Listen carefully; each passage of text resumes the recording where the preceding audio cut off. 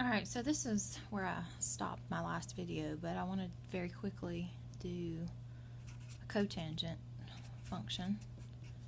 And I'm actually not going to graph it, but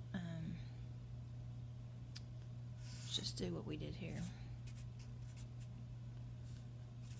And use the fact that we know that the cotangent function is the reciprocal of the tangent function. So what's going to happen to my zeros? Those are going to go undefined. My 1 over 1 is going to stay 1 over 1. My negative 1 is going to stay negative 1. And my undefined is actually going to go to 0.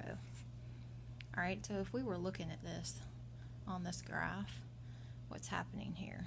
Well, it's undefined at 0, 0. Really, it's just the asymptotes are shifting over 90 degrees, and then it's going to be going in the other direction. But you can plot these or use the fact that you know where cotangent's positive and negative and go from there. Alright, so I really want to get to a phase shift with tangent. So we're going to do the same thing we did before. My amplitude, there is none. Alright, my period is going to be 180.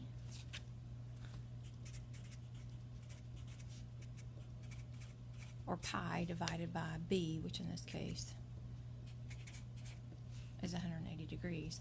So I'm going to use my 5 points. But I have to include my phase shift. So I'm going to add 45 degrees, divide that by 4, add 45 degrees each time.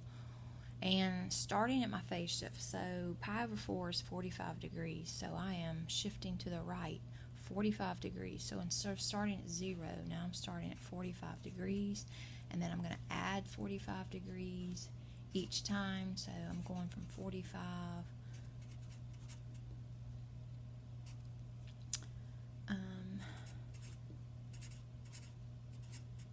to 225. So 45 to 225 is still, that's my period of 180. My values are not going to change.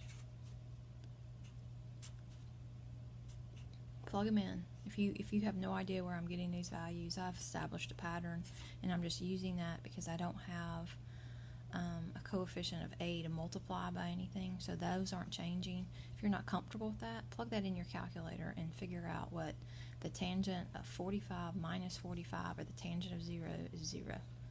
Okay, we're doing the same thing that we did before. Looking at this graph, like I said, the general shape of it's not going to change. The only thing that I'm changing right now is where I'm starting and where I'm finishing.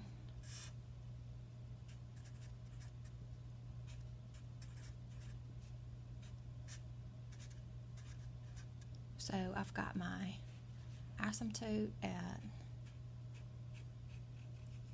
135 degrees. I've got 45 is at 0.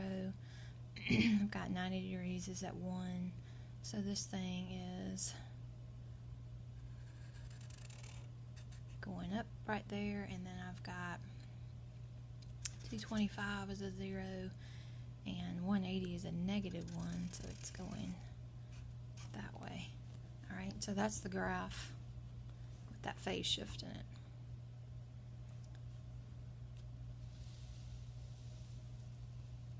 Let's do one that's got 3 transformations in it. So this is 3 times the cosecant of x plus pi over 2. Alright, so I'm going to do the same thing I did before. I am going to graph this just like I would if this were y equals 3 times the sine of x plus pi over 2. Alright, and we've done plenty of graphs like this. Alright, so I'm going to graph this just like I would the sine graph because cosecant is a reciprocal of that.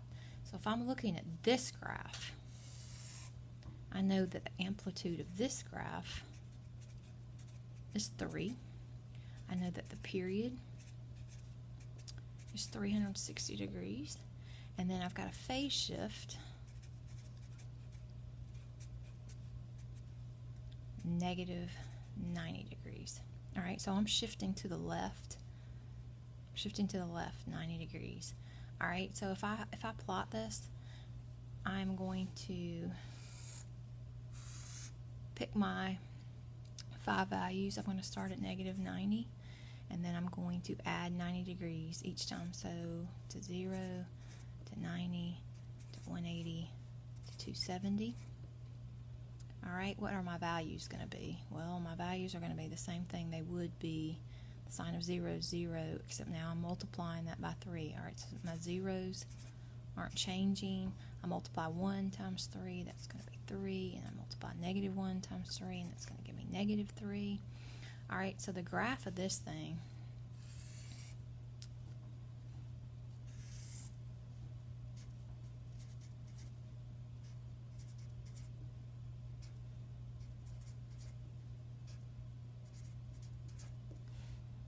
it looks like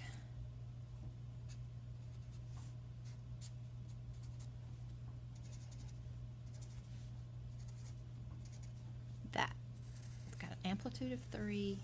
It shifted 90 degrees to the left, and so that's what's going on with that graph. All right, now very important to remember, cosecant does not have an amplitude, so my amplitude for this particular graph, there is none.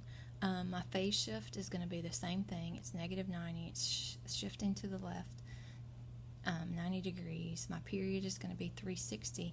And remember, for cosecant, all we're doing is thinking of the sine graph. We're taking the reciprocal of that. So my zeros become my asymptotes. And then I'm going to be negative down there. I'm going to be positive up there, and there's my graph. And I probably should have done that in a separate color. Let me make sure that you understand that the cosecant graph, that function that I just graphed, looks like what's in the purple.